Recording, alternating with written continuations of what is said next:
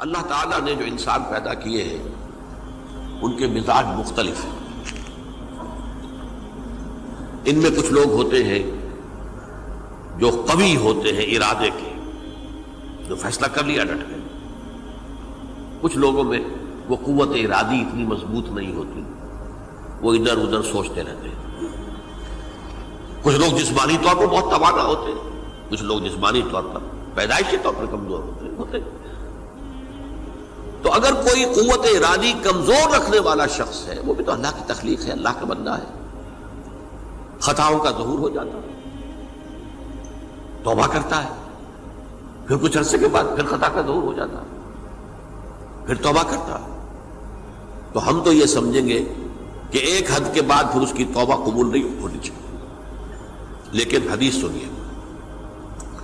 وعن ابی ہریرہ رضی اللہ تعالی عنہ قال قال رسول اللہ صلی اللہ علیہ وسلم ان عبدا اذنب ذنبا، یقیناً ایک بندہ جو ہے وہ ایک گناہ کرتا ہے.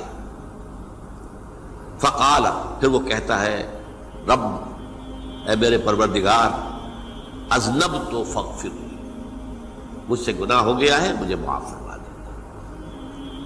فقال ربہ، تو پروردگار یہ کہتا ہے اعلم عبدی ان لہ ربا یغفر الذنب ویأخذ بہ،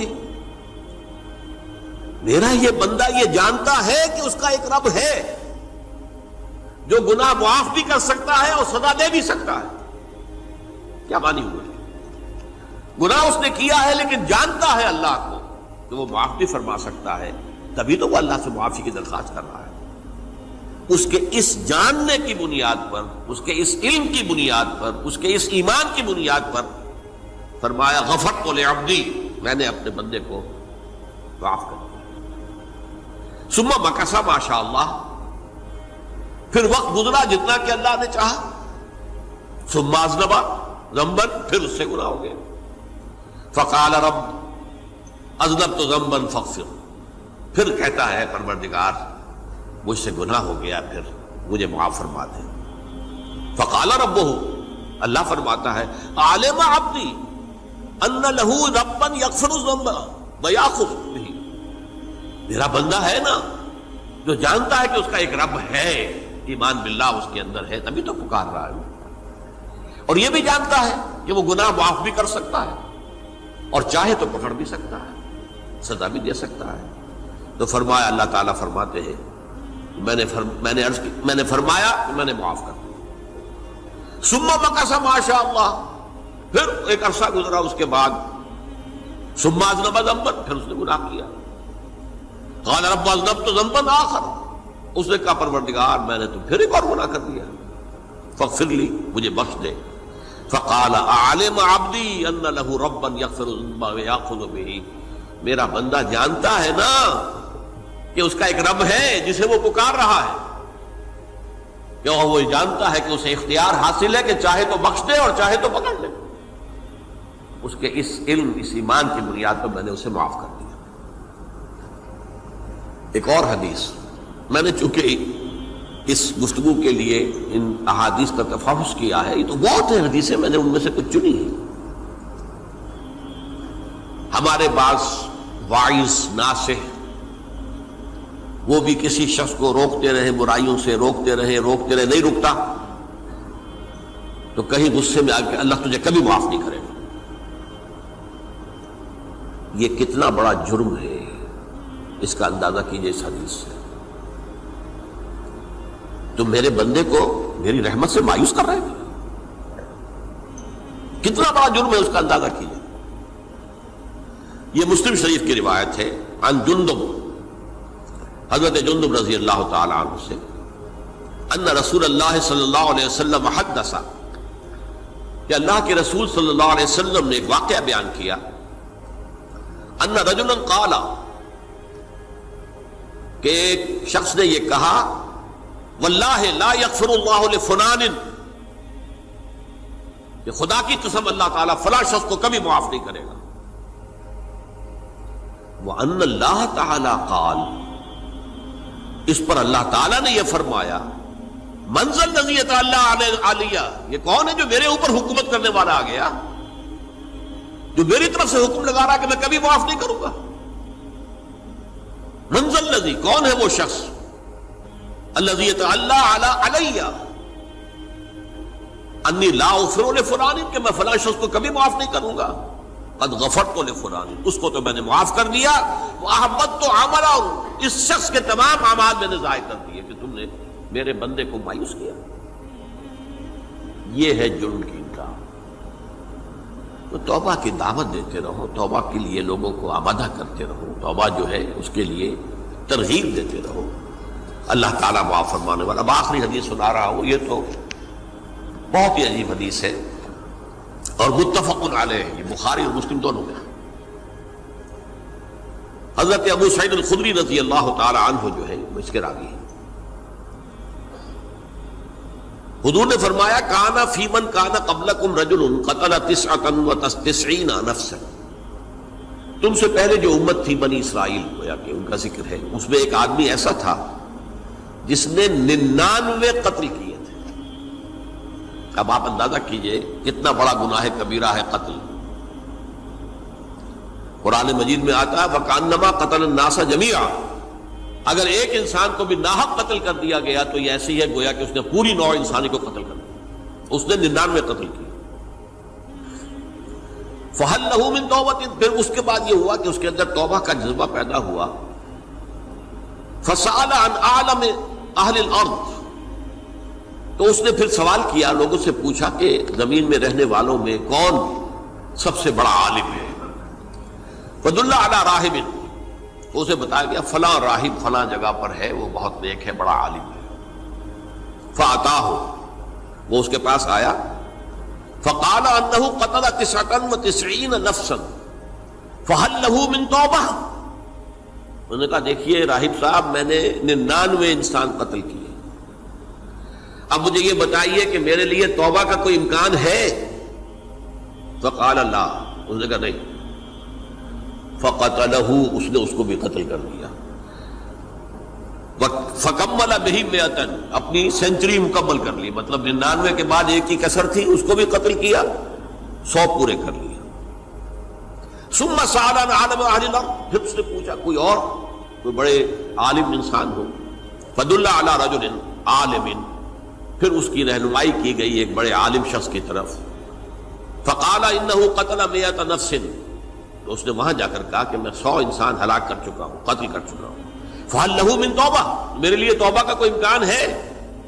فقال نعم، کہا کیوں نہیں، 100 قتل کیے تب بھی کیا ہے، توبہ کا راستہ دروازہ کھلا ہوا، ما لم یغرغر، جب تک کہ وہ گھنگرو نہیں بج رہا اس وقت تک تمہارے توبہ کا دروازہ کھلا ہوا ہے۔ فرمایا نعم، ومن یحول بینہ وبین التوبہ، تمہاری توبہ کے درمیان اور تمہارے درمیان کون حائل ہو سکتا ہے، توبہ کا دروازہ کھلا ہے۔ لیکن ساتھ ہی کہا انطلق الی ارض کذا و کذا، اب تم ایسے کرو جہاں تم رہتے ہو وہاں نہ جاؤ واپس، وہاں کا ماحول اچھا نہیں ہے، معاشرہ اچھا نہیں ہے، ہو سکتا ہے کہ تم توبہ پر قائم نہ رہ سکو، تم فلاں جگہ چلے جاؤ، وہاں اچھے لوگ آباد ہیں، ان میں جا کر رہو۔ فإن بها أناسا يعبدون اللہ تعالی، وہاں ایسے لوگ آباد ہیں جو اللہ کی بندگی کرتے ہیں۔ فاعبد اللہ معہم، تو تم ان کے ساتھ مل کر اللہ کی بندگی اور پرستش کرو۔ ولا ترجع الی ارضک، اپنی زمین کی طرف اپنے وطن میں واپس مت جاؤ۔ فإنها ارض سوء، وہ بری جگہ ہے۔ فانطلقا، تو وہ چل پڑا، ہجرت کر رہا ہے، اس جگہ جا رہا ہے جہاں کا راہب نے بتایا تھا۔ حتی اذا نصف الطریق، جب آدھا راستہ اس نے پورا کر لیا، اتاہ الموت، موت آ گئی۔ فاختصمت فیہ ملائکۃ الرحمت و ملائکۃ العذاب، اب وہ جہنم کے فرشتے بھی آ گئے اس کی جان قبض کرنے کو، اور جنت کے بھی آ گئے۔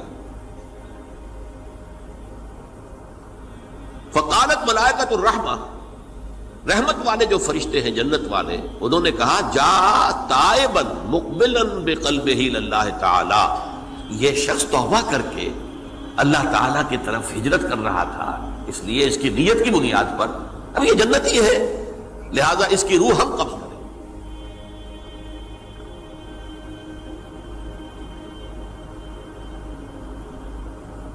وقالت الملائکۃ العذاب، اور وہ جو عذاب والے فرشتے ہیں وہ کہیں گے انہ لم یعمل خیرا قط، تو نے توبہ کے بعد کوئی نیک عمل تو کیا ہی نہیں، تو کس بنیاد پر اس کو تم جنت میں لے جاؤ گے؟ اس کو تو دوزخ میں جانا چاہیے۔ فاتاہ ملک فی صورت آدمی، تو ان کے پاس اللہ نے ایک اور فرشتے کو بھیج دیا آدمی انسانی شکل کے اندر، فجعلوہ بینہم، تو ان فرشتوں نے کہا بھائی ہمارا فیصلہ کرا دو، اس کی روح ہم لینا چاہتے ہیں یا ہم لینا چاہتے ہیں، انہیں حکم بنا لیا۔ فقال قیسوا ما بین الارضین فإلی ایتہما کان اقرب، کہ تم فاصلہ ناپ لو جہاں سے وہ چلا ہے اور جہاں جا رہا تھا اور یہاں اس کی موت ہو رہی ہے، تو کون سا فاصلہ زیادہ ہے؟ جب ناپا گیا، بلکہ ایک حدیث میں آتا ہے کہ اس پر اللہ نے زمین کو جو ہے حکم دے دیا، ایک طرف والی زمین تو سکڑ جا، دوسری والی جو ہے تو پھیل جا، تاکہ وہ جو جدھر جو جا رہا تھا وہ زیادہ قریب ہو جائے بنسبت اس کے کہ جہاں سے وہ چلا تھا۔ تو اس فیصلے پر پھر جو فرشتے تھے جو کہ رحمت کے فرشتے تھے وہ اس بندے کو لے گئے جنت کے اندر۔ یہ ہے توبہ کی عظمت اور اس کی تاثیر۔ الحمدللہ رب العالمین والصلاة والسلام علی سید الانبیاء والمرسلین۔ میرے عزیز بھائیوں اور بزرگوں، السلام علیکم۔ آج کا موضوع ہے توبہ۔ انسان گناہ گار ہے، کمزور ہے، خطا اس سے ہو جاتی ہے، لیکن اللہ تعالیٰ نے انسان کے لیے ایک عظیم دروازہ کھولا ہے اور وہ توبہ کا دروازہ۔ جب انسان سچے دل سے اللہ کی طرف رجوع کرتا ہے تو اللہ تعالیٰ اس کے گناہوں کو معاف فرما دیتا ہے۔ آئے تین عجیب واقعات سنتے ہیں جو توبہ کی عظمت کو واضح کرتے ہیں۔ پہلا واقعہ، 100 قتل کرنے والا شخص کی توبہ۔ یہ واقعہ حدیث میں آتا ہے، ایک شخص تھا جس نے 99 قتل کیے تھے۔ وہ انتہائی سخت دل اور گناہ گار انسان تھا، لیکن اس کے دل میں خیال آیا کہ میرے لیے بھی توبہ کا کوئی راستہ ہے۔ وہ ایک عبادت گزار شخص کے پاس گیا اور پوچھا کیا میری توبہ قبول ہو سکتی ہے؟ اس شخص نے کہا تم نے تو بہت بڑا گناہ کیا ہے۔ یہ سن کر اس نے بھی قتل کر دیا، پھر پورے 100 قتل ہو گئے۔ پھر وہ ایک عالم کے پاس گیا اور پوچھا کیا میرے لیے توبہ ہے؟ اللہ کی رحمت میں وسیع ہے، لیکن تم اس بستی کو چھوڑ دو، یہاں بڑھائیے اور کسی نیک بستی میں چلے جاؤ۔ وہ شخص نکل گیا، لیکن راستے میں ہی اس کی موت آ گئی۔ جب فرشتے آئے تو بحث ہونے لگی، یہ جنت میں جائے گا، یہ جہنم میں۔ اللہ تعالیٰ نے زمین کو حکم دیا کہ نیک بستی کو قریب اور گناہ والی بستی کو دور کر دو۔ یوں وہ شخص اللہ کی رحمت سے بخش دیا گیا۔ بھائیوں، یہ واقعات ہمیں بتاتا ہے کہ کوئی گناہ اتنا بڑا نہیں ہوتا کہ اللہ معاف نہ کر سکے اگر توبہ سچی ہو۔ دوسرا واقعہ، فاسق نوجوان کا توبہ۔ ایک نوجوان تھا جو گناہوں میں مبتلا تھا، نماز نہیں پڑھتا، بری صحبت میں رہتا۔ ایک دن اس نے ایک علم کا بیان سنا جس میں کہا گیا جب انسان سچے دل سے توبہ کرتا ہے تو اللہ اس کے گناہوں کو نیکیوں میں بدل دیتا ہے۔ یہ بات اس کے دل میں اتر گئی۔ وہ رات کو اٹھا، وضو کیا اور 2 رکعت نماز پڑھی، پھر روتے ہوئے کہا یا اللہ، میں گناہ گار ہوں، لیکن تیرے دروازے سے خالی نہیں جانے دیتا تو مجھے۔ اس دن کے بعد اس کی زندگی بدل گئی۔ وہ نماز کا پابندی بن گیا، قرآن پڑھنے لگا اور لوگوں کی مدد کرنے لگا۔ تیسرا اہم واقعہ، موت کے قریب توبہ۔ ایک بزرگ بیان کرتے ہیں کہ ایک شخص پوری زندگی گناہوں میں گزار رہا تھا۔ جب وہ بیمار ہوا اور موت قریب آئی تو اس نے کہا مجھے بٹھاؤ، میں اللہ سے توبہ کرنا چاہتا ہوں، مجھے بٹھاؤ، میں اللہ سے توبہ کرنا چاہتا ہوں۔ وہ رو پڑا اور کہنے لگا یا اللہ، میں نے اپنی زندگی ضائع کر دی، لیکن تو رحمان و رحیم ہے۔ کہتا ہے اس نے توبہ کی اور تھوڑی دیر بعد اس کے روح نکل گئی۔ کہتا ہے کہ یہ سچی توبہ ہو تو اللہ آخری لمحے ہمیں بھی معاف کر دیتا ہے۔ اصل میں میرے عزیز بھائیوں، ان 3 واقعات سے ہمیں 3 باتیں سیکھنی چاہیے۔ اللہ کی رحمت کا وسیع، سچی توبہ انسان کی زندگی بدل دیتی ہے، گناہ فوراً توبہ کر لینا چاہیے۔ اللہ تعالیٰ ہمیں سچی توبہ کرنے کی توفیق عطا فرمائے۔ ٹھیک ہے. اور اسی کے ساتھ آخر میں آپ کو اپنا تعارف کراتا جاؤں. میرا نام ہے اذان علی. اگر آپ کو ہماری یہ ویڈیو اچھی لگی ہو تو آپ ہمارے چینل کو لائک شیئر اور سبسکرائب کر کے بیل آئیکن کو ضرور دبائیں تاکہ ہماری نئی آنے والی ویڈیو آپ تک پہنچ سکے. ملتے ہیں اگلی ویڈیو میں, تب تک کے لیے جزاک اللہ.